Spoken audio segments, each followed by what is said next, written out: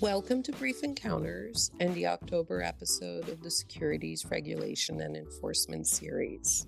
My name is Valerie Mirko, and I am a partner at Armstrong Teasdale, as well as the leader of the firm's Securities Regulation and Litigation practice. And with me is my co-host, William Nelson. William, will you go ahead and introduce yourself? Yeah, absolutely. And thanks, Valerie. William Nelson. I'm the Director of Public Policy and Associate General Counsel at the Investment Advisor Association. Really excited for this episode. I know you'll talk about this, but we have had so many amazing guests over the last couple of months, but today it's just going to be us. It is. This is our first episode since May that it is just us.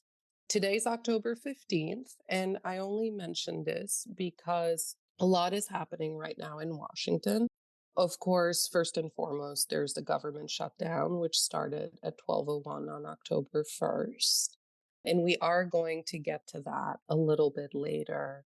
But even though the government is closed, there's been two notable developments with the SEC in the last 2 weeks. And William, I was hoping you could go ahead and summarize those for us before we dig deeper into the impact of both. Yeah, absolutely. And you're absolutely right, Valerie. Even with the government shutdown, one thing that's allowed to happen is the SEC chairman is still allowed to give speeches. So he's given two that are of great import, I know, to our community. The first was on October 9th. It was a speech on Rule 14A8, basically the rule that gives shareholders the right to submit proposals for a company's proxy statement. We had Michelle Heisner on the podcast a few months ago talking about some corporate finance development. So again, this is just another step that Chairman Atkins is taking in this area, basically raising fresh questions over what types of proposals investors can bring for a company's proxy statement. And also on October 10th, so Chairman Atkins was quite busy, he gave a speech where he talked about his plans to refresh the agency's well process. And the Wells process, as most of the people listening on this podcast know, basically occurs at the end of an investigation where the SEC enforcement staff notifies potential respondents or defendants of charges and gives them that opportunity to respond. And basically what he said, and I know, Valerie, you're going to talk about this a lot more in depth, but he wants the agency to be more forthcoming with their investigative findings and provide more time and opportunity to respond to those findings. Using that as a jumping off point, Valerie, really excited to hear about what Chairman Atkins has said about that process. No, absolutely. And, I think we'll look back in a few months and a few years, and this October 7th speech is really going to be a watershed moment. It really speaks to the importance of fairness and transparency in the way the SEC enforces the securities laws, as well as the rules they're under. And it's a very well done speech. We're just going to hit the highlights today, William, but I would encourage anyone in our larger community, whether it's Defense Counsel, Trade Association Counsel, and government relations such as you, in-house counsel, CCOs, anybody in the financial services industry or who works for a public company, I would really recommend this speech. It has so many quotable components. It gets across that Chair Atkins and the current commission is really thinking about how to essentially reground the commission after what were some tumultuous years in the past commission during the Biden administration. So I would recommend it to everyone. There's two components. There's the Wells process and then the waivers from collateral consequences that result from enforcement actions. I'm going to take the second part first and just quickly summarize it before I unpack the Wells component of the speech further, because that's what I really do want to discuss more today. So towards the end of the speech, there is a note. There's a paragraph where Chair Atkins speaks to the simultaneous consideration of settlement offers and related requests for waivers from collateral consequences. Historically, it had been the agency's practice to consider settlements and any related waiver requests at the same time. But in recent years, and he just says recent years, I will add in recent, somewhat tumultuous years, However, the SEC had abandoned this practice.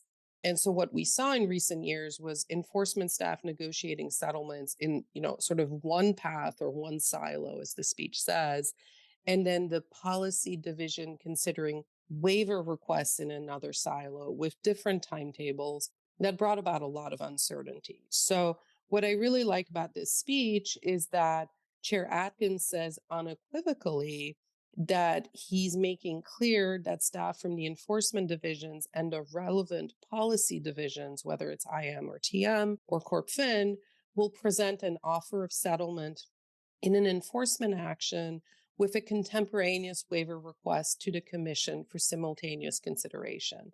That is a very good thing, as those two processes had become uncoupled and had added to the uncertainty of the last few years. William, was there anything you wanted to add to that before I jump into the Wells component of the speech?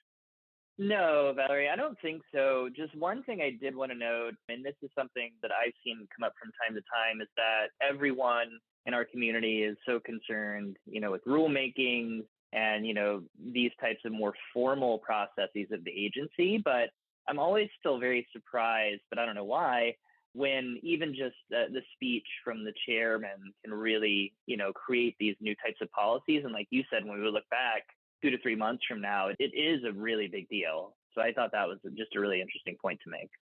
It really is. And, in an ideal world, this speech would be hardwired in the SEC's rules of practice through a change in those rules. But this is a good and very significant first step. I would like to see it go further as defense counsel of both financial services industry firms, such as broker dealers and investment advisors, but also of public companies. I think this is the type of evergreen, thoughtful enforcement and policy thinking that we need from an independent agency such as the SEC. And the speech is fantastic, but to your point, it is a speech. I would like to see that further hardwired. But moving on to sort of the key part of this keynote address, which takes on the Wells process. And I think this is just such a well done speech. And like I said, so many quotable parts. But one thing we talk a lot as defense counsel is the idea that the SEC is both opposing counsel in a matter, but also and the prosecutor, but also the judge. And Chair Atkins takes it one step further in terms of how he emphasizes the power of the agency within the enforcement process, where he notes that the SEC is a powerful government agency that could become policeman, prosecutor, judge, jury, and executioner all in one. And I think that's a great image to think of the Wells process, and how he notes that it should be viewed as an extension of due process and fundamental constitutional rights and play an integral role in protecting citizens from such a powerful government agency. He sets that up very well early in the speech. And then he speaks, of course, to the recent Supreme Court focus on exactly these issues. He calls out a couple key Supreme Court decisions, the Lucia v. SEC decisions, the Jarchese v. SEC decision. And I think he tees it up very well of putting the Wells process in context of its importance, as well as in context of larger jurisprudence, such as those two recent Supreme Court cases. He really reinforces and acknowledges not just the importance of the Wells process, but the importance of fairness, good process, good judgment, integrity, fair process needing to be part of the Wells process. I think that's very well done in terms of how he emphasizes it. He makes the excellent reminder that ultimately the Wells process is about accuracy. It's about ensuring that the target and essentially the respondent is able to provide the staff and ultimately the commission with all of the information needed to make a decision, which is always what the Wells process has been about. But I can tell you, as defense counsel in enforcement investigations in recent years, that has been slippery. We've seen undue pressure for Wells submissions being requested in far less than a reasonable amount of time. We've seen it used as too much of a lever. We've of course seen a variety of issues come up in terms of settlements and other components of the SEC enforcement program in recent years. We've talked about it in past podcasts. But I really think the speech is a significant, and I keep calling it a first step, but it's a very large first step in resetting how the enforcement division will be interacting with respondents and with defense counsel. Something notable about the speech is that many paragraphs begin with the staff, such as in the staff must be forthcoming about material in the investigative file. The staff must be realistic about time periods for submissions, especially in long and complicated cases. This is very important to me because we've seen the staff ask for Wells submissions with just unreasonably short deadlines, not in this current SEC, but in the past one. And I'm very heartened to see in the speech Chair Atkins saying specifically, going forward, the staff will provide the other side with at least 4 weeks to make a Wells submission. And that to me should be just normalized. Wells submissions can be very complex. They require a lot of work and a lot of pieces. And ultimately, if not done right, there's always a question around due process being upheld. So it's not just about the process, but it's also about the time being necessary for the process to go as it should. I also really like that the speech speaks to, you can have a white paper process even before the Wells process. I think that's healthy. It's something I use in my practice considerably. I like seeing that in the speech because I think it's good for defense counsel and for respondents. And ultimately, the speech really emphasizes the importance of fairness and transparency in the Wells process. And that's why I call it such a significant first step, as well as a reset. I think we're going to be seeing much more on this topic in the next, call it 3 to 12 months. I think those of us who are defense counsel with the SEC on the other side are going to feel immediate impact, or as immediate as, we're still in a shutdown, but we're going to feel very short-term impact of this speech. To me, this is overall a positive thing. And I'm really glad we got to unpack it today on our episode.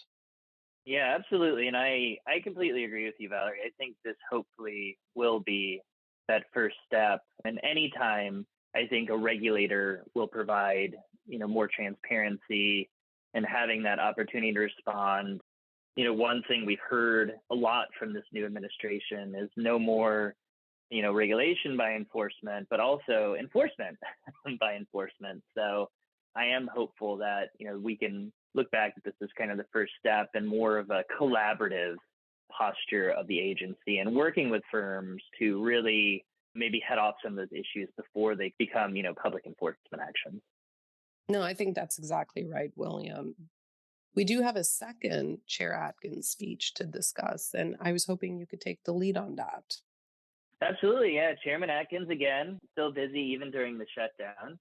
So his second speech we're going to talk about today focuses more on the corporate finance side, corporate governance side, specifically on Rule 14A8. As I noted earlier, this is the rule that gives shareholders the right to submit proposals for a company's proxy statement. What this speech really focused on, and it really raises fresh questions about, is whether these so-called precatory proposals, which are recommendations rather than binding votes, you may think a lot in the the ESG area. Also, we started out originally as a Dodd-Frank podcast, say on pay proposals, just non-binding recommendations rather than a binding vote on a company, are actually proper under state law. And we're specifically looking at both Delaware and now Texas. So, I think under 14A8, the SEC has historically presumed that a shareholder proposal framed as a recommendation or request is a proper subject for shareholder action. But in his speech, Chairman Atkins underscored that this is only a rebuttal for presumption. So in other words, companies might be able to push back, say maybe if their governing state law doesn't recognize this kind of advisory vote. Historically, Delaware law has focused on what they call binding matters. Atkins really leaned into that reasoning to question whether Delaware shareholders actually have a right, put forward advisory resolutions, and if Delaware doesn't provide that right, Chairman Atkins argues that a company could use that as a basis to exclude a proposal under Rule 14a8. There are, different ways that Chairman Atkins suggested different paths for companies. You could obtain opinion of counsel, stating that a precatory proposal is not a proper subject under Delaware law, or submit an opinion to the SEC staff when seeking to exclude the proposal. Now, he did express high confidence that the staff would defer to that legal opinion. And again, I think this has really been a focus more for those types of proposals, like ESG-related proposals that really have dominated the last few proxy seasons, but also those types of executive compensation proposals, the say-on-pay proposals. Now, historically, a lot of companies have been incorporated in Delaware, but we have seen a move now down to Texas, what they're calling the new Y'all Street. But Texas has really entered the picture. And as of September 1st of this year, if you're a publicly listed company that's organized in Texas, you can actually limit who can submit proposals. And to qualify, a shareholder must hold either $1 million in stock or 3% of the voting shares for at least 6 months.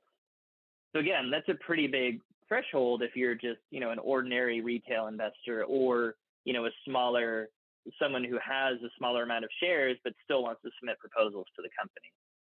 Now, again, Chairman Atkins noted that if a company adopts these provisions and a shareholder doesn't meet them, the company could exclude that proposal under Rule 14a8. But what's really interesting to me is that I still think there is an open question. And, I think we've talked about this previous podcasts. I know this comes up a lot in my job, is that, will the SEC view state laws preempted by federal rules? Kind of how do they look at that state corporate law versus the SEC regulations on who can bring proxies and when they can? And this should really be seen in the broader context. Michelle in August talked about Staff Legal Bulletin 14M, really broadened the ability to exclude shareholder proposals, gave companies more flexibility. But I think that, when you combine those previous actions with the chairman's recent statements, you really see the pendulum swing back toward greater discretion for issuers. We also saw the SEC's regulatory agenda. Again, I know we've talked about it. It's just more of a aspirational list. Doesn't mean it will get done, but it does list shareholder proposal modernization. So we do believe that there could be more structural reform coming as well. So again, if you're a Delaware, Texas issuer, you really should evaluate, your strategies for how you're going to respond to these different types of proposals. And we also might see shareholder proponents adjusting tactics as well, maybe, trying to seek more binding types of proposals, maybe using new advocacy channels. But similar to the Wells speech, I do think, we will look back and say, hey, this is kind of that first step to modernizing shareholder proposals and kind of the structure around that. But also, Valerie, since we are talking about the public company aspect and corporate finance, I just want to get your take. I know there's also this policy statement out of the SEC talking about registration statements that include mandatory arbitration provisions. This is something that I know we've worked on for some time in the investment advisor and broker-dealer context. But again, the policy statement concluded that the provisions are not inconsistent with the federal securities laws. Issuers still can have their registration accelerated. But I didn't know if you, just because I know you've worked on this issue for quite some time, if you kind of had any thoughts on that recent policy statement by the SEC on mandatory arbitration and whether you think it may impact the broader community, not just public issuers. No, I hear you, especially because mandatory arbitration has been a live wire issue in the broker-dealer context for, I'd say, 2 decades at this point, and has also come up in the investment advisor context. I think there could be follow-on impact. I don't necessarily know that it will be very quick. I think there's a lot of other issues working their way that, frankly, are higher priority for the broker-dealer and investment advisor community. But I think you are right to flag it as having follow-on impact. Yeah. I think that's absolutely right. We're just going to kind of have to wait and see the broader impact. But we have talked about Chairman Atkins' two speeches. But again, the elephant in the room, Valerie, we do have a government shutdown currently. Potentially by the time this is released next week, we may or may not have a shutdown. But I thought it might be important just to chat a little bit about, yes, we're in a shutdown now, but what does that mean for the agency in the next 3 to 6 months? Because again, shutdown could end next week. It could end a month from now, hopefully sooner rather than later. But I definitely thought it would be important to chat about maybe some of the potential longer term impacts on the agency. I think that's right. And let's talk sort of about the day to day of exams and enforcement, which is a little more immediate for clients and registrants. And then let's talk about what it means, sort of bigger picture policy, rulemaking, and so forth. So at the exam level, the exam division has generally taken the position that if you have a deadline during the time that the SEC is closed, that registrant should still meet the deadline. There's some exceptions to that. We've certainly seen exam teams take the position that, particularly for first submission in an exam, that the submission is deferred until very soon after the SEC reopens and the government reopens more generally. So that's the exam division. The enforcement division, by and large, is taking the same tack in terms of submissions that are due are still due. But obviously, things like testimony were being deferred, already a little bit before September 30th, shall we say. Those of us who practice in this space got a couple indicators from staff that the shutdown might very well be happening in terms of things already getting rescheduled with plenty of notice. So those are sort of, the two divisions that I interface with the most in my practice. Medium-term impact, it just means delays on things, but things will continue once they reopen, right? If testimony was in the process of being scheduled before the shutdown, it will get scheduled soon after government reopens, for example. Policy and rulemaking is a little bit different here because I think that's where we'll see a longer term impact of the shutdown, because this is the time of year generally, late September going into October and November, where the divisions are looking at, rulemaking priorities and what I call sub-regulatory priorities, meaning freshening up guidance, freshening up policy statements or no action, taking another look at no action relief as additional firms submit no action requests. So I think that's where we're going to see more delays. But what do you think, William? I think you're absolutely right. And I think that is a really important point to note. Just because the government shut down doesn't mean the deadlines stop. So again, if you have document requests, if you have, those types of things, unless the SEC has told you any differently, I would definitely still try to achieve those deadlines. But I think you're absolutely right, too, about the policymaking, the rulemaking side, even as far as guidance. There's a skeleton staff. If you call into the SEC now, unless it's emergency, you're likely not going to get an answer.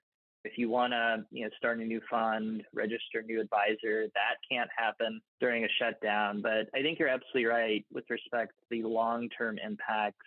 You just have staff right now that's not together, that's not collaborating, that's not working on these different types of issues. And, as we've seen over the last few weeks from Chairman Atkins, a very aggressive rulemaking agenda. And I think this shutdown will, depending obviously on how long it goes, we're only about 2 weeks now, but if we start getting into, a month, I think that's going to have a pretty large impact on what the SEC is going to be able to do, especially by the end of this year.